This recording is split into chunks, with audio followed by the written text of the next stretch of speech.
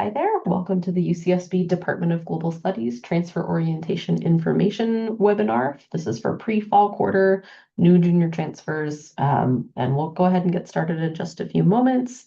You're going to see some information on these slides and in this video that kind of makes it sound like this is an in-person presentation. We are offering kind of both options for students taking in this information. They're either previewing it from an emailed video link the week before orientation, or they're here, live viewing it in our in-person orientation session. So that just kind of explains a little bit of the context for this video. We have links for all of the materials we're going to reference in today's presentation emailed to you prior to orientation, and also a hard copy will be given at orientation. But we'll just kind of dive right in a few more moments. Okay, in the in-person session, we'll do some quick hellos and welcomes and just getting to know each other a little bit. So I'll skip that here for the recorded version of the video. And then just kind of reiterating that this is a recorded presentation so that you can always access the information later. Also helpful if you missed our scheduled in-person transfer orientation workshops, to be able to still access the information. And to maximize our time together in our in-person sessions, we're offering two options. If you are attending this presentation live, you have two options, as I said. You either watch the video already, and then you're going to meet with an advisor during the session, already having taken in the information that I'll share in this video. If we're doing that, we're just asking you to have your transcripts ready and your questions. You will walk out of today's session with an email with personalized schedule recommendations and your next steps if we have any that we suggest for you.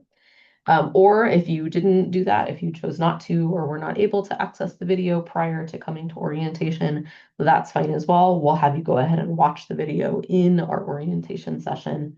And then we would also like to invite you to a one-on-one advising meeting so we can help you get ready for registration.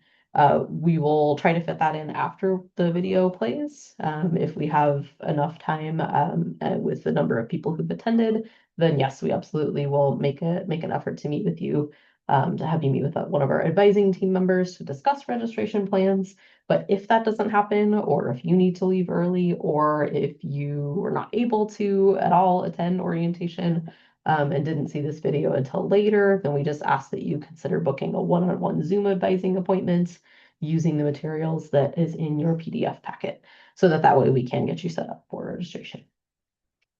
All right, we will also have an optional second video that we will link you to, and we'll kind of mention at the end of this video would be just some interesting opportunities for global studies majors. We want to keep, if possible, the timing pretty tight on this video that we're currently showing because there is a lot of information. So we're going to keep it pretty focused on just registration information.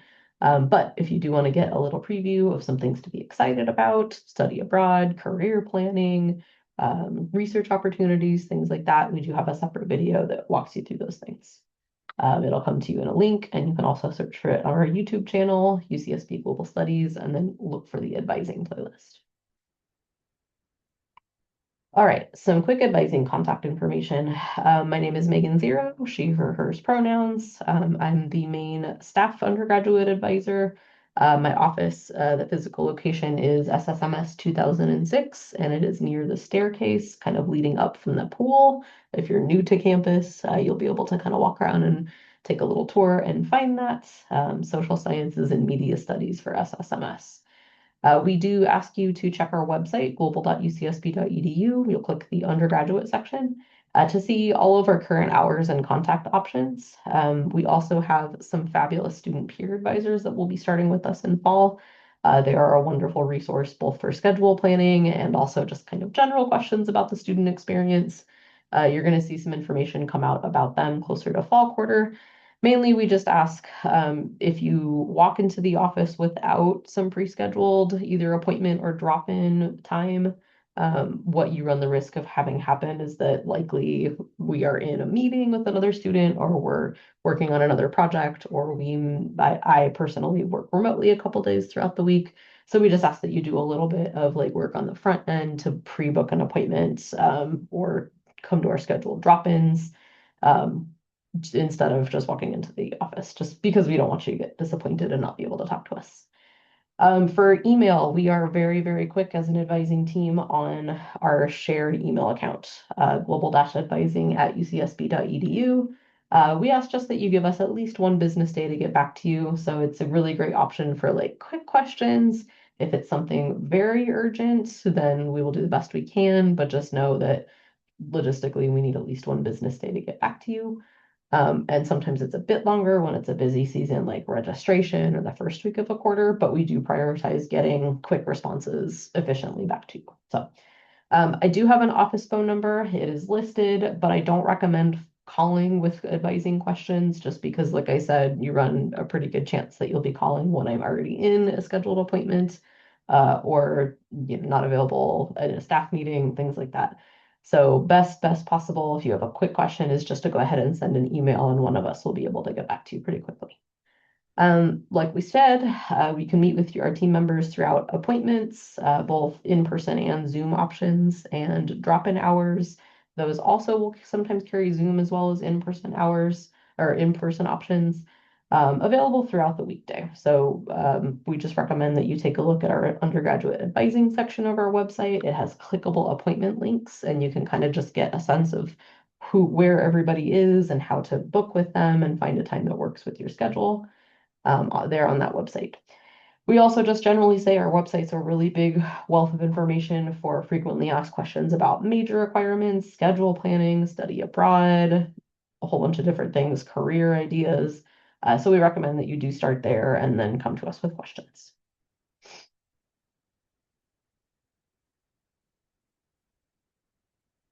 Okay, well, a quick note about different advisors available to help you. There are a wealth of different offices that have different kind of focuses across campus. We can be kind of your first point of contact as your global studies major staff advisors, both myself and our student peer advisors. We've got kind of a list here of what we recommend in terms of coming to us about basically anything related to the major or your progress in the major. If you do have other things that are not related to the major, certainly feel free to share them with us. We can typically connect you to the right resources. We'll help you to the best of our ability, but there may be things that we will suggest. Oh, that's a good financial aid question. That's a good different advising office question. So just kind of be ready for that. Sometimes you have to go to a couple different offices to get the best possible information to answer your question.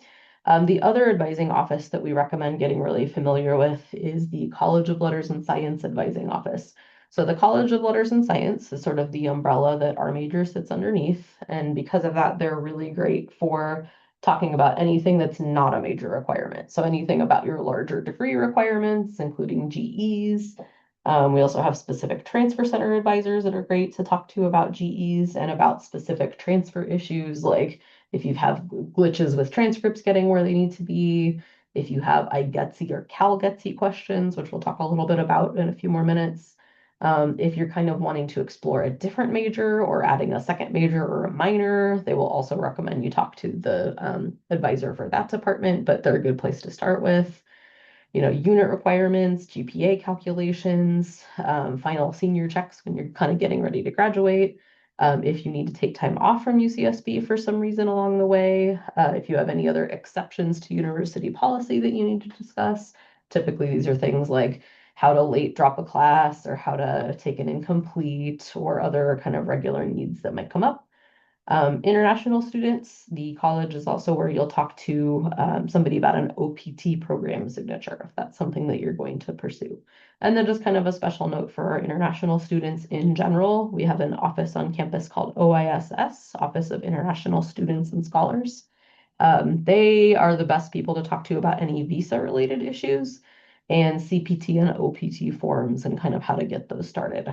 Definitely check with them if you have any questions about your visa and kind of how that functions during your time at UCSB. So we're not going to go on a long tour of our handouts packet, but I do want to just call out these are passed out in a hard copy form when you came in and also emailed to you prior to the start of our orientation sessions the week before. So have this handy, whether you're watching this at home for the first time and previewing it, or if you're watching it here live during the session, just kind of have this ready. We have a front cover page that's going to have, yours is going to look a little bit different, but it's going to have a QR code so that you can book a one-on-one advising session if you don't get a chance to talk to an advisor today during the live session.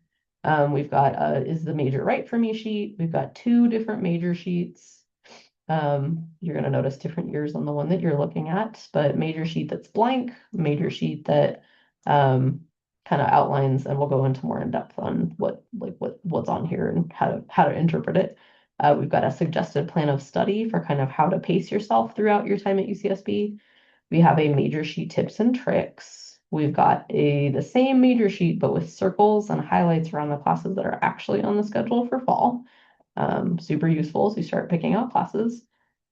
And then we also have a major course planning tool. This has some bubbles. I'm going to briefly reference this later on in our presentation. And then pre-major info sheet, so you kind of know what it means to be a pre-major, some GPA calculation information, and then a few other kind of helpful resources that are just a little bit more about those opportunities, right? Career planning, research opportunities, things along those lines. I'm going to leave those for you to take a little bit more of a deep dive into on your own, but happy to talk with anybody if they have questions about what you see in that later part of the packet. And that was kind of just what we looked at there. So I'm going to keep going. So is global studies right for me? It's a really broadly applicable major and field. There is no one career path that graduates of our major follow, and that's very, very typical for most majors on campus. You might have heard this already before, but really there's just a small handful of majors like accounting or engineering type majors where there's a really specific career path that flows out of it. Really, our alumni excel in a really wide variety of careers and job descriptions. We like to say, think about jobs where, or career paths where the ability to compare and contrast across cultural perspectives is valued. Having a deep knowledge of how the history, politics, cultural forces, economic systems, social forces have made our world into the fascinating and often difficult place that it is today. We like to say our major gives you a perspective that allows you to think globally but act locally. So you don't necessarily need to graduate from this major and then go live outside the US, but you can bring that perspective to wherever you next go in your journey after UCSB. You have that global perspective. We also give you a strong knowledge of at least one other foreign language, which is a huge asset in the world that we live in today, as you might imagine. Just some quick fields just to give you some ideas that global studies graduates go on to work within. Global organizations, including nonprofits, NGOs, so non-governmental organizations that do specific, things within either the US or abroad. Cultural exchange programs, business, both domestic and international. I know that's a pretty popular one with folks in our major. International affairs, international relations, diplomacy, State Department, those kinds of fields. Education, we have a lot of people that go on to become teachers, whether at the primary, secondary, or college level. Healthcare, we have a lot of people who are interested, maybe not necessarily in being doctors, but they go on to like nursing programs, or they might go on to, they could potentially look at medical school. But we also have a lot of folks that are interested in public health programs, right? Learning how to understand social forces, political forces, economic forces, and how they create conditions for healthcare, both here and abroad. Governmental agencies, public policy organizations, basically the list goes on. The legal field, the tech industry, also two really popular ones that we've been hearing a lot about lately. But basically, if you can name a job, you can pretty much find a way to connect it back to global studies. But global studies is not as a major. We're not a business major. You're not going to get a lot of heavy duty economics in this major, although you will get some information about how economic systems shape our political and cultural landscapes around the world. You also don't have to move abroad or work abroad in international relations after UCSB with our degree. As you might imagine, our local communities really benefit when the members that live in them have a more global perspective. We also say it's not a particularly easy major. Our courses require strong reading and writing skills, and we make you take 2 years of foreign language. We're going to talk some more specifics on that in a minute. But it is a great major for people who are interested in cultural exchange, understanding how and why the world works the way it does. We also joke that it's a great major for people who are indecisive, and it's a joke, but it's kind of true as well. We have so many different departments represented on our major sheet. You actually take about probably half, maybe even two-thirds of your classes for this major will actually come from different departments. We're very interdisciplinary, so you're going to be finding a lot of connections across different departments on campus. The what can I do with this major is a huge question, and it's one that comes a lot with our students. Truth be told, it's not a big focus for today's presentation, but it is something that's important to think through and to kind of start feeling out. We're going to recommend a quick stop over to our website. We're not going to spend a lot of time there, but if you are already kind of marinating on that question of what am I going to do after I graduate with this major, maybe you have some ideas, maybe you have no ideas whatsoever. I just wanted to call attention to a pathways document that our faculty have developed over the last couple of years that can be kind of an interesting starting spot, especially if you're at the beginning of your time here at UCSB. And then you can return to it over time, obviously. But we've got pathways for global studies majors broken down into three different pathways: political economy, sustainable development, what else do we have? Politics and human rights, and then culture and global cultures. And you'll notice each of these pages is set up with kind of a general description, some faculty members in our department that you might gravitate towards if you're interested in that, skill sets, and then also a list of potential career opportunities. Certainly not an exhaustive list. Courses that might be interesting to focus on, things along those lines.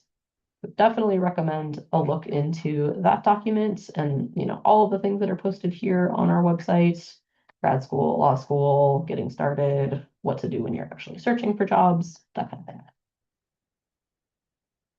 Okay, let's go through a quick overview of some basic degree requirements. A lot of this is going to probably be a repeat of things that you may have known or may have heard, or maybe you got from the online orientation module earlier in the summer. But let's piece it all together just because some of it will affect some of the terminology that we use later in the presentation about actual global studies major requirements. So we're going to talk briefly about GEs, which for transfer students often means a chat about an IGETSI or a CalGETSI. We're going to talk about basic needs for a degree, how many units, what kinds of units to complete a UCSB degree, and just generally kind of how to be aware of where you stand, what you have done, what you have not yet done, what's your progress in the major and on your general degree requirements, called a major and GE progress check. You'll hear me use that term a lot. Okay, quick overview of basic degree requirements. Like we said, this might be a bit of a review, but just to recap, GEs are general education requirements. We love our acronyms here at UCSB, of course. These are the big multi-subject requirements areas all College of Letters and Science students have to complete. This is separate from your chosen major requirements, but often there is overlap between the classes that you take to fulfill GEs and the classes that you take to fulfill your major requirements.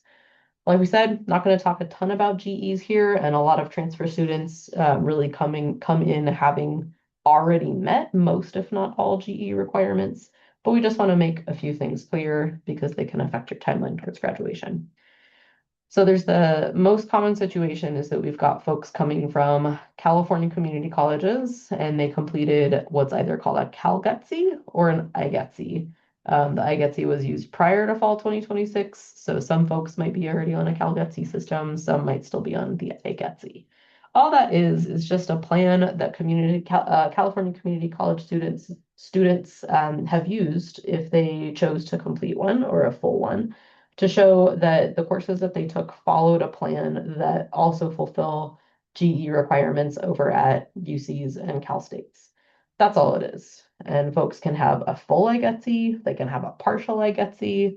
There's also folks who don't have any IGETSI or CalGETSI because they're just not on that system. I'll talk to you about you in just a few moments. Something really big to know. If nobody has told you this already, please cement this into your brain.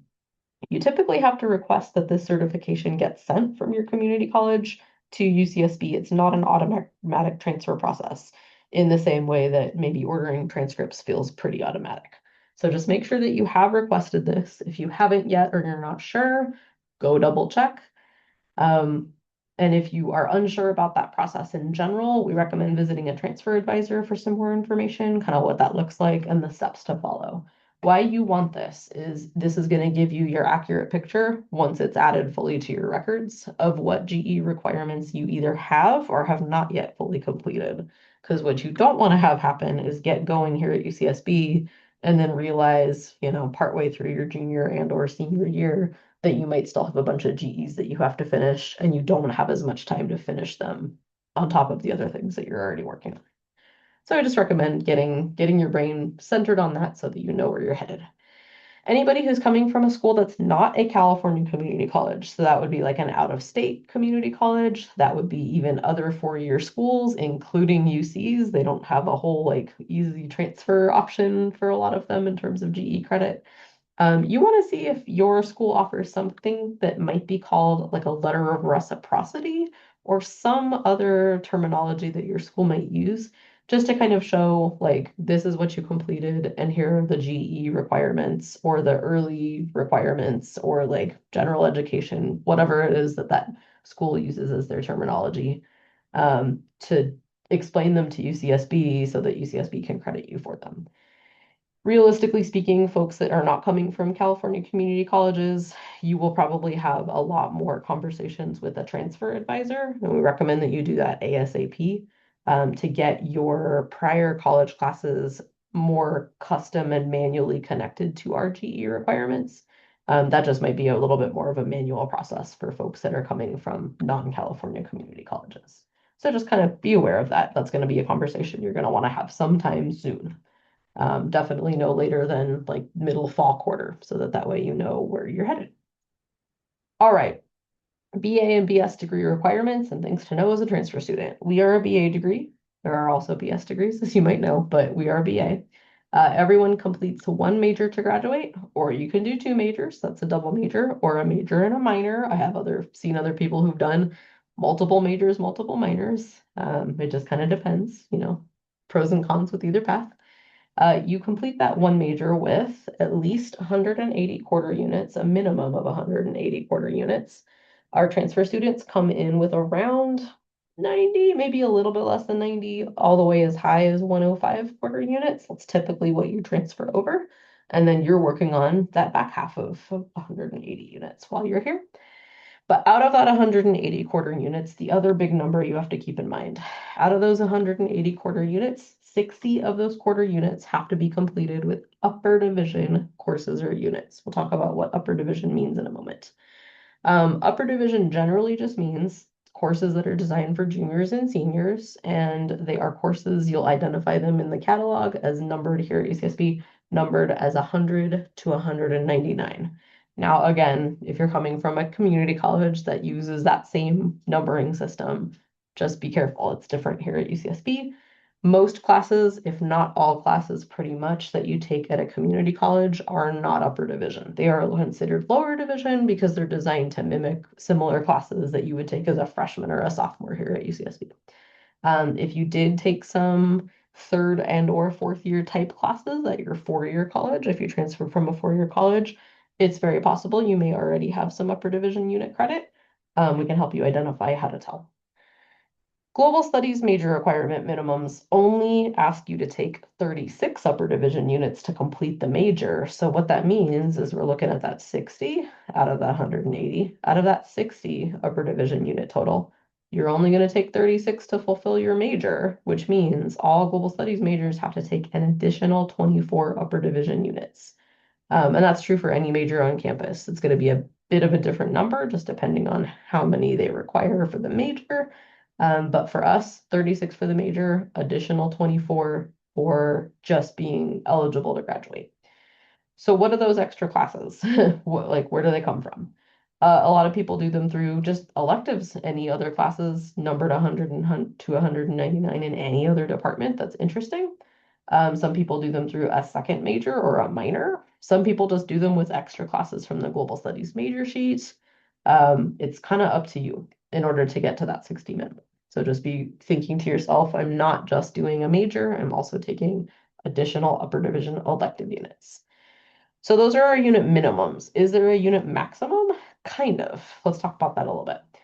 UCSB generally has a 200 unit cap. So that's kind of like they want you to be done by 200 units. Or 4 regular academic years, 2 or 3 years if you're a transfer student, before they say, okay, it's time to move on and graduate.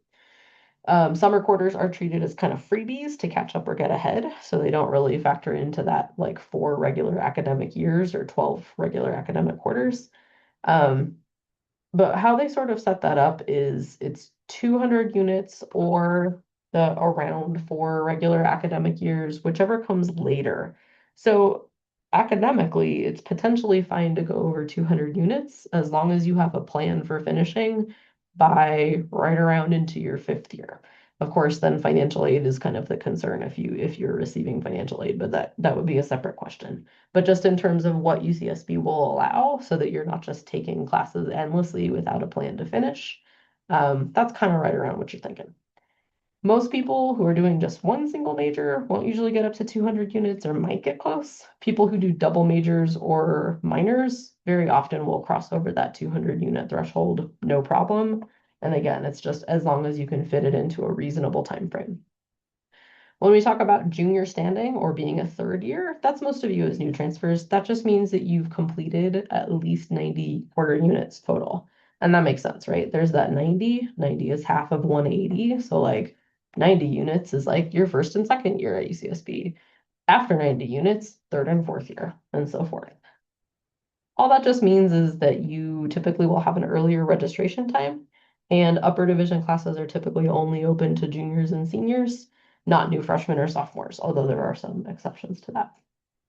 So just a little bit about the terminology. How to know where you stand in terms of progress in the major.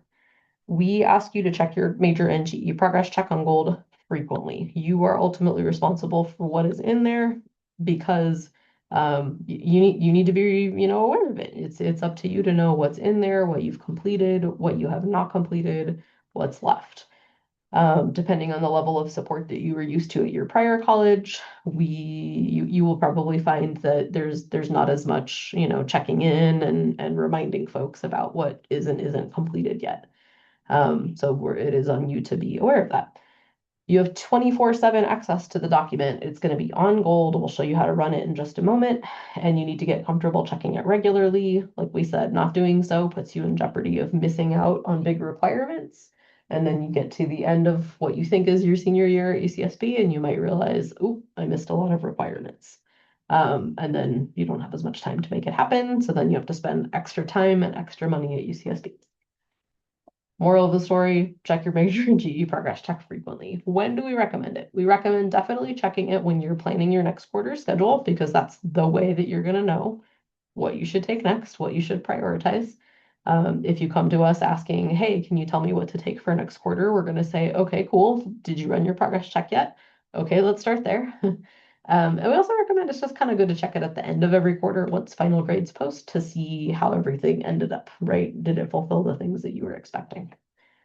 We're going to do a short tutorial in just a moment. I will show you a clip of that. I mentioned having it on a video on our YouTube channel. I don't think that that's so much accurate anymore, but we'll show you a short, just kind of quick tutorial in a moment. One big thing to know is that right now, if you're viewing this presentation sometime in like August, there's a strong probability your major progress check is not, major and GE progress check is not fully built out yet.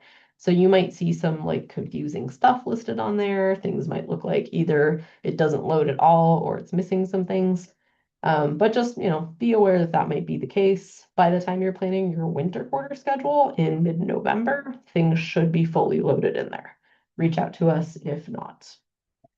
But for your fall schedule, you're going to kind of do like a hybrid of the old school version where you look at a lot of pieces of paper or a lot of PDF documents of pieces of paper to kind of plot out what you need. And then in future quarters, you'll be able to use that progress check quite a bit more to make assumptions about what you need to take.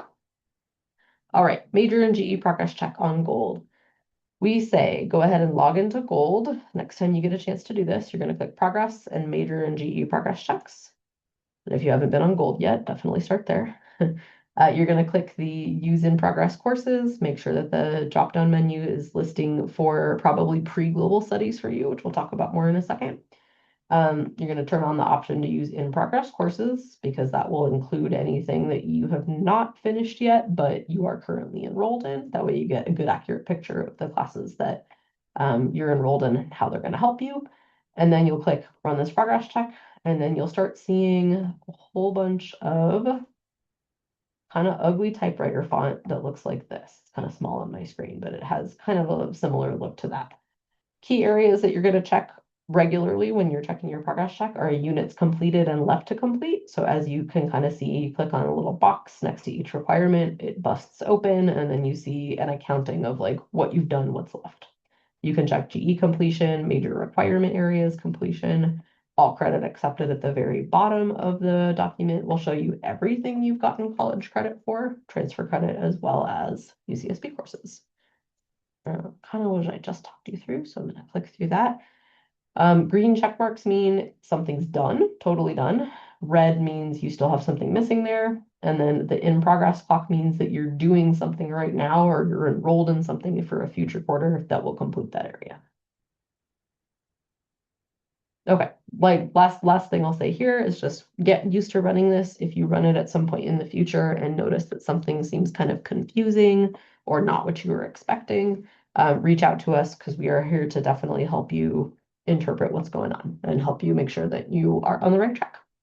All right, let's get specific on global studies major requirements. We're going to talk through three main things on this part of our presentation. So pre-major requirements, prep for the major requirements, which includes a deep dive on our foreign language requirement because it's a little bit confusing at first. And then we'll do a quick glance at upper division major requirements. Some of you will come in ready for upper division major requirements. Some of you will be working mainly first on pre-major and prep for the major. All right, pre-global studies major. What does this even mean? Students are admitted to the global studies major starting as a pre-global studies major. That just means pre-major just means you have to complete certain requirements, certain classes, maybe certain GPA requirements before you can apply into the full major. Admission into the full major is not guaranteed. For us in our major, you will be in the full major as long as you meet your pre-major GPAs and you complete the courses that we ask for. But other majors, not always the same.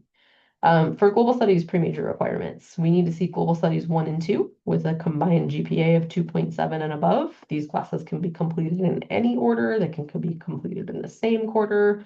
They can be completed out of order, but we're just looking for a combined of 2.7 and above. The other pre-major requirement in area 2 is 2 history courses chosen from selected geographic clusters with a combined GPA of just 2.0. So one quick note, beyond fall 2026, this won't matter so terribly much, but we'll put it out there just in case. For starting in 2026, 2027, our major requirements changed. For pre-major area 2, it used to be 3 history courses. Now it is down to 2 history courses. All that means is maybe our fall 2026 transfer students, you might have been looking at some materials that are now outdated, but you probably did, if you did history classes, there's a good chance you did either slightly more than you needed and now you're good, or you did 2 classes and then you're good as well. We will help you figure out what you need to do based on, where you're at with your history classes that you're transferring in. So ultimately, we only need 2 transferable history courses in that area. When you are a pre-major, your goal is to finish your pre-major courses and submit your application to the full major in your last quarter of pre-major courses. So if you are not done with the pre-major yet, which will help you identify today, you're going to get that done and then apply to the full major to change your major in the last quarter that you're taking pre-major classes. For people who are done already, which we will also help you identify today, we will show you how to do this immediately so that we can clear you by the time that you are registering for fall. All right, pre-global studies, check yourself, ask yourself the following questions. Did I finish these classes already as a transfer student? For global 1 and or 2, it's possible. I know SBCC and Santa Monica colleges have some pretty solid transferable options for global 1 or 2. Some other community colleges do already, and some might have classes that they have, but they just haven't gotten, they haven't had the conversation yet with our department to get them fully pre-approved. So what we'll say is if you're thinking that you maybe yes or maybe no, you can use assist.org for our California Community College transfers. to confirm whether or not the classes that you took that you think are Global Studies 1 and 2 are countable for Global Studies 1 or 2. And of course, like you're going to talk to us about it. We're going to help you confirm if a course that you took at your prior college counts for either or both of these required courses. And if not, that's a good first place to start.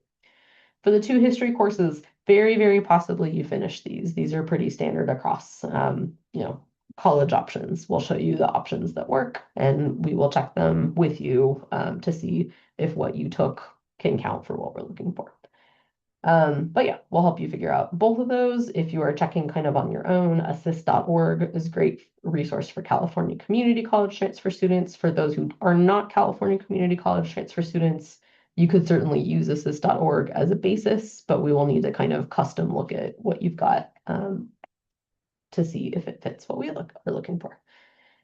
If you, after looking at the previous slide, think that you have already completed all pre-major requirements, then you are, like we said, you are ready to immediately apply to the full major as an entering transfer student, which you definitely want to do because once we approve you into the full major, that clears you to enroll in upper division major courses immediately in your first fall quarter. So to do this, there's going to be a form linked on our website under joining the major. It's linked here in the presentation slides as well. If you are meeting with us one-on-one, and we identify that this applies to you, we can also show you how to do it kind of together. You're going to follow the prompts that appear. And then, like we said, we can do it together if you're not sure or if you have questions about it. For pre-global studies students, if you, after seeing this slide, are pretty sure that you have not finished the pre-major classes, that's fine. You're not ready to apply to the full major just yet. And your big focus for the next quarter or so is finishing pre-major classes. That's where you want your focus to be. You can still enroll in some upper division courses, just likely not the ones that are taught in the global studies department. And we'll kind of help you identify on the major sheet what makes sense for you. Finishing pre-major courses, number 1 priority. Area 3, Area 2B. All of this is going to probably sound a little bit abstract right now, but we'll help you kind of find the spots on the major sheet that make the most sense for you. In the eventual quarter in which you are finishing your last pre-major courses, whether that hits in fall quarter, winter quarter, spring quarter, hopefully spring quarter by the end of your junior year, so that you can be on track to finish on time, you'll do the same process. You'll fill out the form that's linked on our website, follow the prompts that appear, and then just be aware there's often a quarter of lag time where we have to, check your final pre-major grades before we can approve you into the full major and let you take all upper division major classes. We can talk a little bit more in depth about that though when it comes up for you. Remaining major requirements broken down. Let's talk about the preparation for the major. And again, that prep for the major does not have to be completed before you apply to the full major. Just the pre-major has to be completed before you can apply to the full major. Prep for the major, you just need to get done before you graduate. And here's what those 2 sections look like. Prep for the major area 1. One more, it's usually lower division prep class from the list of what's on the major sheet. And that's pretty basic econ, sociology, cultural anthropology, and a few other types of classes. A lot of transfers, and I would say most transfers have already finished that. If you're a non-California community college student, we'll have to look a little bit closer just to make sure you've got the right type of class. We will help you confirm this though. And then prep for the major area 2, we've got that foreign language requirement. Whew, and that's going to be one that we will spend a little bit of extra time on because it is complicated. For that one, we need to see the completion of quarter 6 or the equivalent of a modern foreign language. So let's do some time on that foreign language requirement. It can be very confusing and it's very individualized, and it's one that can often have bigger implications for your time to degree as a transfer student. So let's dive in.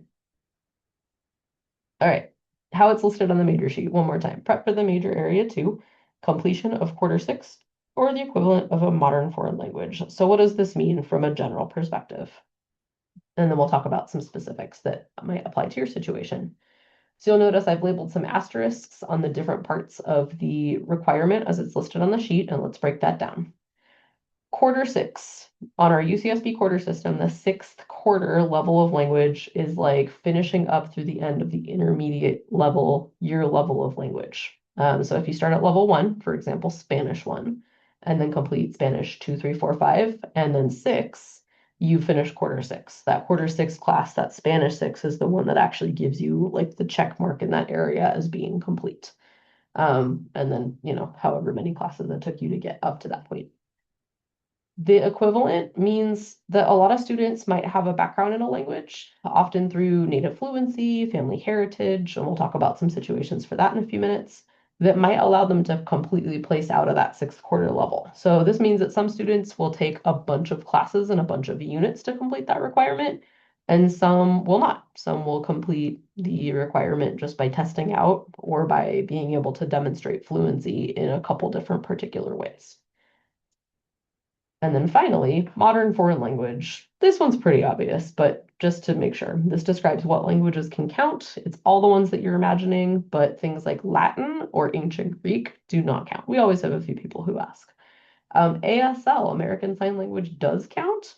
The only trick with that one is you have to be able to find appropriate transfer coursework. We don't offer it at UCSB, and it's most common we find that people who took ASL maybe took 1 or 2 semesters of it, but they didn't take all of the semesters to completely clear the requirement. So they might have some choices to make as to whether they want to do additional transfer credit or just start fresh. But let's talk a little bit about what that even means. Non-exhaustive list of UCSB offered languages. This is current as of fall 2026, but can shift over time. But I would say these are the core ones that we see most often. So Spanish, Portuguese, French and Italian, German, Russian, Arabic, Persian, Hebrew, Chinese, Japanese, Korean, just to give you a few ideas. All right, let's break this down a little bit more because we've got some scenarios that will apply to different folks and will mean different things for where you start for continuing your language requirement if you're not done yet. All right, remember, we're going to use quarter and semester terminology because a lot of you all are coming from semester system schools, but we are quarter system, so we credit things a little bit differently. We want to keep in mind that schools that run on a semester system, we have to kind of mentally convert the classes that you've taken into the quarter system and see how that implies what classes you would take next or what you have or haven't finished, especially if you're mixing and matching like some classes at UCSB, some classes that you're bringing in from a transfer system. So here's a little visual. We've got 2 tables kind of set up here, both representing 2 years of study of French. The first row, yellow is like the first year of study of French. Over here on the left side, semester system school. Over here on the right side, quarter system, UCSB, kind of a setup. Notice that the course numbers over here will be unique to your school. I just borrowed the SBCC ones because I know that's a common transfer option for us. So over at SBCC, you would start with French 101 and French 102, and that's that beginning first or elementary kind of a year of the language. Over here at UCSB, instead of splitting that 1 year of study into 2 semesters, we split it into 3, typically fall, winter, spring, but not always. And over here, that's French 1, French 2, and then French 3 to complete that one first year. Second year, or the intermediate year, over at SBCC or another transfer school, you might see something like French 103, French 104. Over at UCSB, the pattern follows with our quarter system with French 4, French 5, and French 6. So that bolded class in each table represents like the one class that would fulfill the requirement for us for the major. Remember, different course numbers for different systems. But that kind of gives you a sense, right? Over to complete the full requirement with transfer credit, you're looking at usually 4 semesters. Over here at UCSB, 6 quarters. So let's break that down. If you came in with your transfer courses with 4 or 3 semesters of college level foreign language, then here's how that's going to work out for you. If you did all 4 semesters at a community college or 6 quarters at a quarter system school in one language, then you've met the equivalent of quarter 6 here at UCSB. So you are done with our basic language requirement. Hey! Any additional language courses that you want to take, which would be taught at an advanced skill level, or kind of a fun opportunity, upper division courses taught in that language. So content courses where you would actually be like writing papers in French or watching movies in French and being able to have arguments about them, that kind of thing. That would be for your own interest or to meet the requirements of a possible second major or minor. Occasionally, you can also find content courses taught in another language that can count for global studies major requirements. This is really common with study abroad programs, for example. We can talk about that if you think that might come up for you in the future. If you did 3 semesters at a community college in one language, then you got credit for level or quarter 4. So you would start at level 5 of that same language at UCSB if you want to continue. You take 5 and 6, and then you're done. So just like 2 classes for you. Other situations you might be looking at 2 or 1 semesters complete. Here's how that works out for you. 2 semesters done at your previous school in a single language is credit for level or quarter 3 here at UCSB. So you would start at level 4 in fall here at UCSB. If you want to continue that language, take 4, 5, and 6, and then you're done by the end of your junior year, which is a good spot to be in. If you only took 1 semester of language at a community college, then you got credit for level or quarter 1 back here at UCSB. So you'd start at level 2, and then you would take 2, 3, 4, 5, and 6, and then you're done. So you're going to be taking language basically throughout your junior and your senior year here at UCSB. 2 things to keep in mind if you're going to be continuing to study a language and building off your transfer credit. You will probably need to contact that department's undergrad advisor before registration starts to get your prerequisite cleared in time for registration if your transfer courses are not yet in your progress check, which is common for a good chunk of people at this point in time. This is also true for AP scores, which we'll talk about in a minute.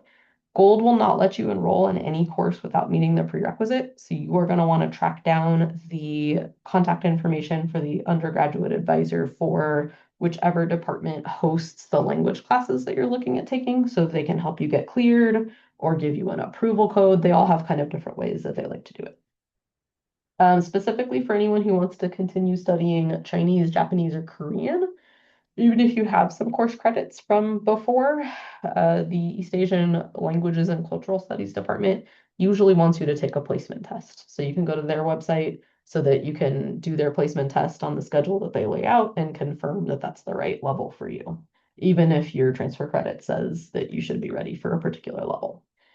Okay, let's talk about high school coursework. If you are coming to us with just high school course credit in a foreign language, no college level language taken since then, you have a couple of options. Option 1 is you're going to pick a new language, start fresh with quarter 1 immediately your first fall quarter, and then complete up through quarter 6 by the end of your senior year. This is the best option for people that haven't touched that language since high school, or maybe you want to start something new anyways. Maybe you don't feel particularly connected to that same language anymore. Option 2, you could look at placement criteria with the department that teaches the language you studied in high school and try to place just a bit higher than quarter 1 as your starting point.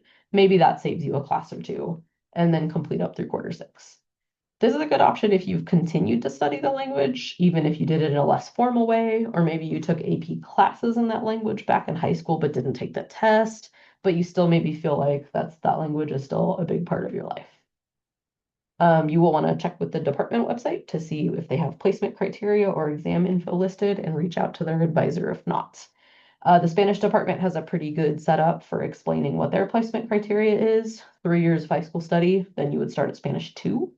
You have under 3 years, you start at level 1.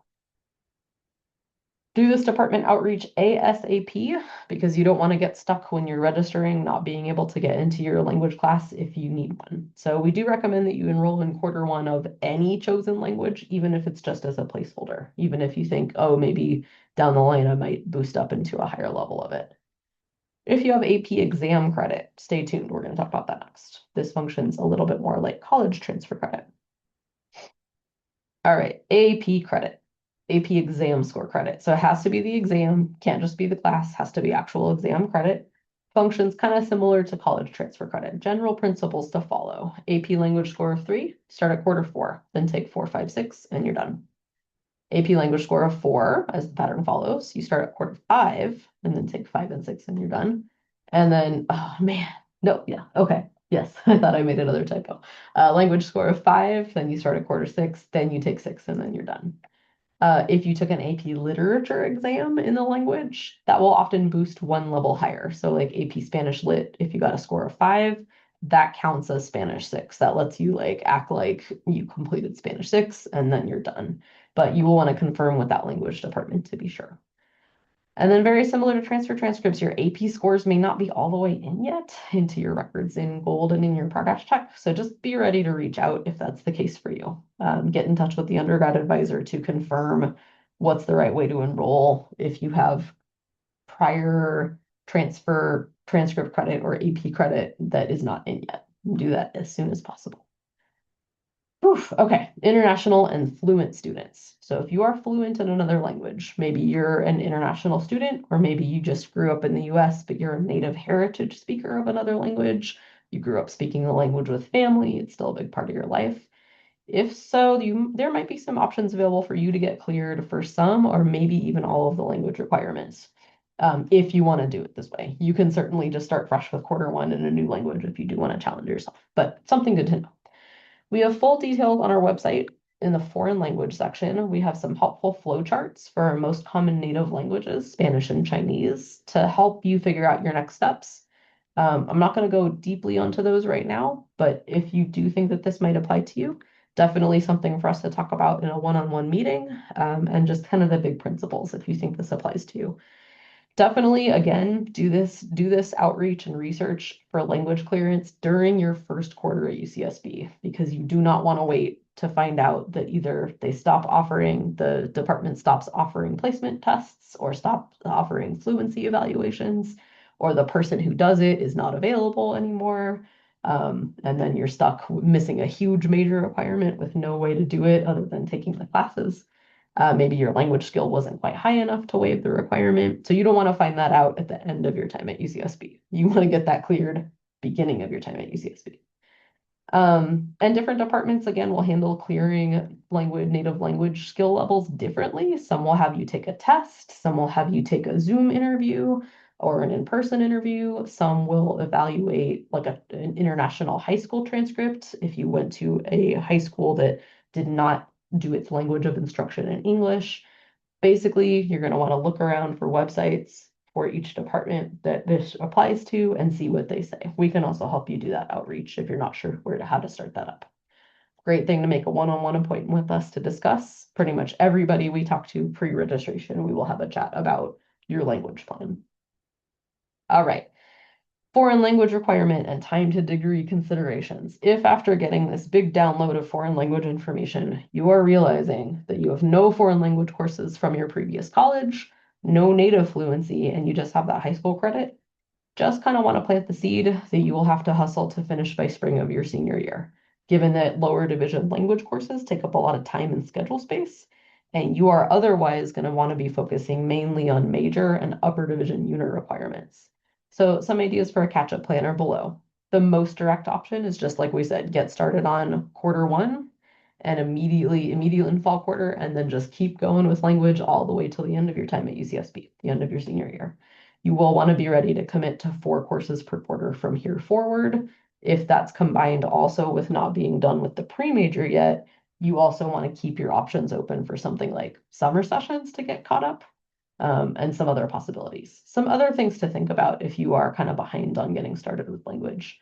Summer sessions, like we said, often has quarters 1, 2, and 3 in a back-to-back series in a single summer session, not typically 4, 5, 6. So you could do like a quarter 1, 2, and 3 in your junior, but it's the summer between your junior senior year, and then finish 4, 5, and 6. That gives you a little bit more time in your junior year for other things, but we can talk about it. Obviously also, is a placement test viable so that you can start a little higher than quarter one. So you'll want to check with that language department if that might be something that applies to you. Yes, you can complete some parts, but not all of the requirement with time spent in a study abroad program, but still start the language now so that you don't lose time in the process or risk being unable to go abroad. We also have a lot of students that end up taking additional community college transfer language coursework after their main time at UCSB. You would officially graduate whichever quarter you actually finish, even if you walk at commencement, the graduation ceremony, we might call it, earlier than you're actually done with all your coursework. So we can help you if you think that that's going to be an option or a situation that comes up for you. All right, that's our language requirement. Whew, deep dive. Biggest takeaways, if you have no recent college level foreign language, start in fall, refine your plan as you make progress. If you're a native speaker of another language, talk to us, make a plan, check resources to see if you can get cleared. And we absolutely recommend a one-on-one advising session for language questions. Okay, upper division major requirements broken down. This is kind of a copy of the core upper division major section. We're going to break this down a little bit more, but you have a copy in your packet, and we also have extra copies on available for download on our registration resources section of our website. All right, you're going to use the course planning sheet with the bubbles in your packet to help visualize this as you go. I went ahead and pulled up and zoomed in a little bit on this copy, but you can kind of see, right? It walks you through on the second page for the different things that you'll fill out in area that you'll take to complete area 1, area 2, and area 3. And with a second option, area 2 and area 3.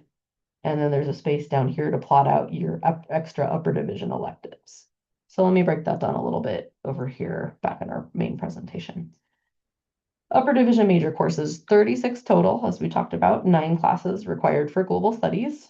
Area 1, 4 core courses, 110, 120, 130, 140, just like global 1 and 2, done in any order.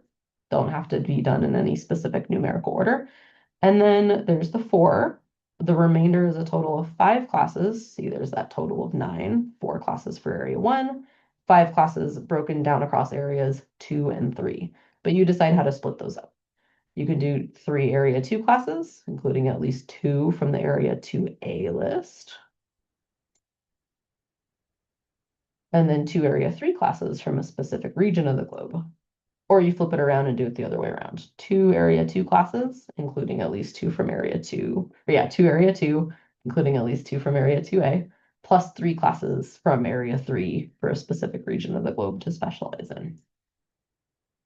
Remember, you do still need those 60 upper division units. We talked about that a little bit. So you will need that additional 24 units or 6 classes of upper division electives of your choice. And they don't have to be global studies major courses. They can be anything random that you're interested in, double major, minor prep, or minor upper division classes. You choose based on your interests, as long as they are numbered 100 to 199. Remember, all of this is separate from language classes because language classes are a lower division because they're numbered below 99. So getting started planning your fall schedule. Here's the meat. Let's get it going. How do you do this?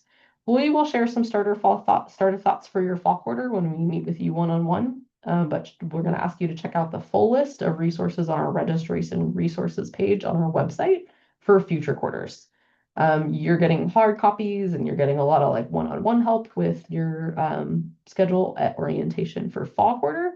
But for future quarters, it's all posted on our website. We send it out in our weekly update email, and you will want to be proactive in figuring out your plan and coming to us with questions if you have them. We do have a YouTube channel video about planning your global studies schedule. It's a little bit outdated. It's from a few years ago, but it's not a bad move if you just want kind of a thing to click and read through and watch as you do it yourself in Gold. When you're going to log into Gold if you haven't already to see your unique personalized pastimes under the registration tab. You want to make sure you have classes already researched with backups so that once your pastime opens, registration can go smoothly for you and you're not scrambling to find classes and feeling stressed out. If you completed your online transfer orientation module that was given to you at the beginning of the summer on time, your pastime will typically start sometime next week for this first fall quarter, on or around the Wednesday after all orientation sessions are complete this week. If you did not complete that online orientation module, just know that your first pastime will start somewhere the week after that, right around end of August or maybe early September. So that is that benefit to doing that online orientation module first. For future quarters, just kind of planting the seed in your mind that you want to start looking around Gold during week 4 or 5 for the next quarter's pastimes. We also send a weekly update email and we'll call out when pastimes are about to be announced, so you can kind of look there too. Past 1 usually starts around week 6 or so. So if you get to like week 6 or 7 or 8 and you haven't had any thoughts about what your next quarter's schedule is going to be, just know you need to get into Gold and get that sorted out ASAP.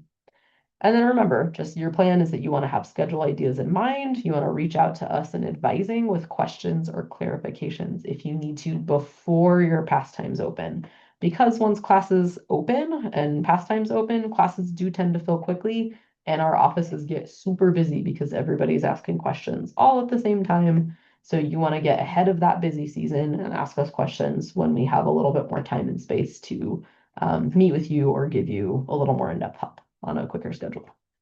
All right, first fall quarter schedule. Let's make a plan. Generally, how many classes, both in your first quarter and beyond, and thinking about building your schedule based on your pre-major and prep for the major needs. And just reminders, you may not end up taking upper division global studies courses this first quarter, but we'll see. We'll see what makes sense for you. So how many classes?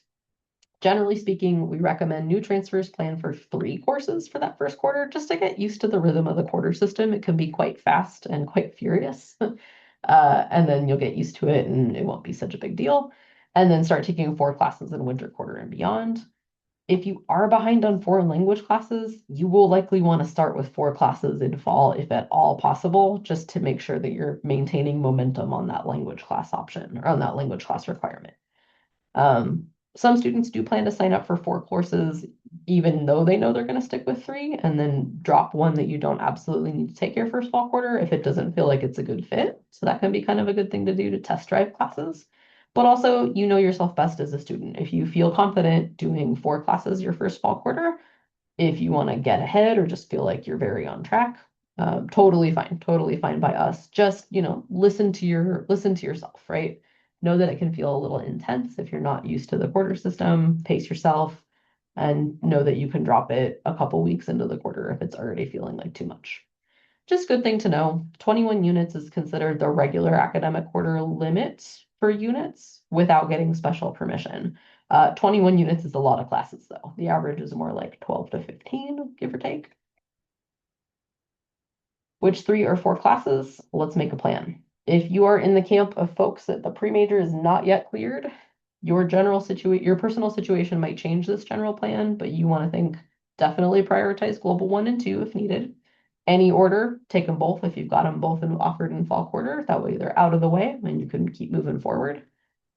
We do also have a registration resources page on our website that has a spreadsheet that shows when Global 1 and 2 are offered throughout the rest of the year if you think you might, for some reason, need to delay Global 1 or Global 2, or if they're not offered both in fall quarter. Foreign language, if you need it, right? If this is something that you still need, definitely make that next step, because if you miss the boat with quarter 1 or quarter 4 in fall quarter, very often you're going to be waiting another year for that same level to come around again. Do you need any additional pre-major courses for history?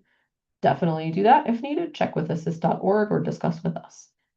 And then if you still have space in your schedule, because maybe 1 or more of these needs was already met, maybe 1 to 2 upper division courses that don't require full global major standing yet. So something from the major sheet under area 3 or 2B, something from a different department that's not global studies. Maybe an upper division elective to start knocking out some of those, since those don't require full major standing. And then if you need to take courses for the pre-major that aren't on the fall schedule, like if there's something in here and you're going, oh shoot, but it's not offered, right? Just, make another replacement of something else, probably another upper division course option. If you have already cleared the pre-major, then you have pretty wide open clearance to take all upper division global studies department classes. Maybe you'll look at 1 or 2 area 1 courses from this series, whatever's available. We would say for your first fall quarter, probably just aim for 1 of those. You've got time. Foreign language, again, as needed. Maybe you need to keep going. Maybe you're already done. Maybe you need to start with quarter 1. 1 or maybe 2 area 2A courses could make some headway there. Upper division courses just to fill in the rest. So something from area 3 or 2B on our major sheet, very similar to the previous slide, right? Upper division elective courses to work on elective units. Anything that might help if you're feeling like you want to investigate a second major or a minor, because you've got a little bit more leeway that you can play with versus folks who are not done with the pre-major yet. Oh, I'll leave that up for just another moment. All right, let's get ready to get registered. And this is going to be our last chunk of information before we break and start meeting one-on-one. Reminder to get registered on Gold. This is going to be a quick look at how to find your pastimes and plan your cart, what to do if your preferred classes are full, and just a reminder that fall registration is coming very soon. So just make sure you're making your moves to find out what's your first pastime and actually get enrolled. So logging into Gold, your pastimes will be listed under registration. You're going to find a range of dates when your pastimes are open, and that's the time that you can add, change, or drop classes. You typically start enrolling in next quarter's classes midway through the current quarter, so just kind of keep that time frame in mind for future quarters. Do not be late for your first pass. Do not be, it's in bright red letters. This is our biggest number one tip for success for schedule stuff. Number one way that students get shut out of full classes and then claim that they couldn't get the classes they needed. If you're ready at the start of pass one, almost 100% of the time, you're going to get the schedule that you want. You're going to use the Find Courses tab to research your class options. You're going to build a cart. If your pastime is not yet active, we definitely recommend starting there. And then you can quickly enroll once your pastime opens. And then just keep in mind, each pastime is going to have a limit of how many units you can add. You're not going to notice that limit so much this first registration round, but in future registration rounds, you will, because they structure them a little bit differently for continuing students. And that way people with earlier pastimes don't get to hug all the classes. Everyone gets a somewhat equal opportunity. For gold, we have some Find Courses search tips. There's an advanced search button that lets you filter by specific requirements like upper division status, if you have preferred days of the week to include or avoid, GE areas that you need to meet if you still have remaining GEs. If you want, Google Gold 101 for a really helpful video that the college advisors made a few years ago to kind of see actually how to manipulate those filters on Gold Advanced Search, just if you want to try that out. And then your shopping cart. Again, browse classes beforehand, load them into your cart, but you do still have to enroll in them, right? Putting them in your cart is just like online shopping. You still have to actually like do the final purchase or the final enrollment. What do you do if your preferred classes are full? It is a fact of life at UCSB sometimes. Please plan ahead. Even waiting 24 hours past your pastime means that your chances of getting all your classes exactly as you want them might fall apart. Treat it like concert tickets. Big tips to get into your preferred and needed classes. Make sure you're ready to enroll with everything lined up in your cart before your pastime opens. Make sure you have backups in case the first classes don't work out. Make sure you did all your research to your advisors done in advance. Also, just be ready to be flexible, right? If there's something that you wanted to take, but it's not an absolute 100% need, then see if you can find a backup for that one and prioritize the ones that are the specific needs for pass one. You can always change up your class schedule later on, even into the first week or two of the quarter. Some global studies specific waitlist information coming up. Global studies crash policy. So crashing a class, you may have heard just kind of colloquial language for showing up in day one to a class that's full in hopes that a seat opens up for you. What we say for that, add yourself to be successful in getting a spot in the class, add yourself to the waitlist on Gold. There's a waitlist button, and then plan to attend class day one. So that way the professor sees you, can meet you, knows you're serious about getting into the class. Our wait lists are prioritized by major and unit standing, not first come, first served. So a senior with full major standing will take priority over a junior with pre-major standing, who will have priority over a sophomore with pre-major standing. So it's not so much first come, first serve. It's we want people who are in the major to be able to get access first. But definitely get yourself on the wait list if you need to. The waitlist does make you enroll in a basic full-time 12-unit schedule before it lets you waitlist classes, so you don't get the situation where all you have is a bunch of waitlist stuff, but you don't actually have a real schedule. So just know that if you run into that as a struggle. And then again, upper division electives, even if they're kind of random, always good place to start, and then or look at other parts of the major sheet, and then make changes later as things kind of move around and spaces open up. Don't contact instructors looking for approval codes. You're going to notice that Gold will prompt you for an approval code if the class is full or if it's restricted for some reason. Don't contact instructors at this stage. You're going to want to just follow the plan of waitlist and then attend day one. However, if you are getting enrolled in Global 1 or 2 and you can't, if that one's full, reach out to us immediately, ASAP, so that we can make sure that you get those needed courses. We have saved seats for you. You're going to notice that it seems like it's already full. Orientation staff will be releasing more seats specifically for junior transfers. So this shouldn't happen, but do let us know if it does, because we want to make sure that you do get Global 1 and 2. And then remember pre-majors, you do need to prioritize finishing pre-major courses before upper division global studies department courses. You can look at other major requirement areas, area 2B or area 3, or upper division electives, maybe GEs, work on language, but definitely don't zoom straight to those upper division classes before you finished your pre-major, because that's going to hold you back in the future.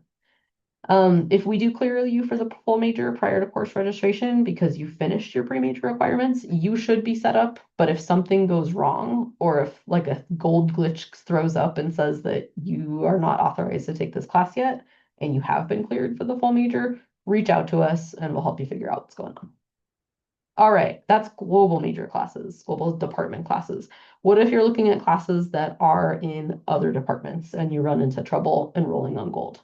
So we only oversee enrollment in global studies department courses. If you've got questions about enrolling or errors, if you get them on Gold when you try to enroll in other departments, even if those courses are listed on our major sheet, you do have to work it out with either the instructor or the undergrad advisor in that department. I would suggest starting with the undergrad advisor first because they are a staff member that works full-time. The instructor probably is not looking at email right now in the summertime.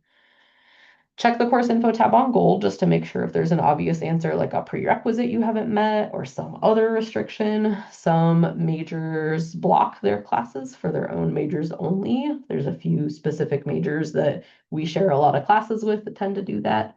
If you are set on taking a class like that, attend day one and see if there's extra space, but do plan backups because some of them are just in very impacted majors that don't do a lot of opening their classes to other majors. Remember, if it's a language class level issue, if it's saying you haven't met a prerequisite for Spanish 4 because you don't have anything in your records that shows you took Spanish 3, but you have a transcript showing that you took a transfer class that is the equivalent of Spanish 3, just make sure you reach out to that department advisor in advance so that they can clear you or tell you what else to do. Whew, all right, and we are done for today. So we are going to be in the in-person orientation session until about 3:30 each day for those live orientation sessions, give or take. So let's make a plan to meet one-on-one or either in the live orientation session, or if you watch this at a later time or you watched it and need to move on to your next thing in the live session, either stay back and talk to us or book a pre-registration Zoom using page 1 in your packet so that we can help you make that schedule plan that makes the most sense for your individual situation. Have those transcripts and questions ready. And then we also invite you to take a look at our other video that is on our YouTube channel. Link is also in your email, but we'll stop the main presentation for today. If you are looking at the slides version, you can keep clicking to get to that opportunities for other majors or for global studies majors video. Thank you so much for your attention. I know this was a huge deep dive of information, and I'm going to go ahead and stop the recording.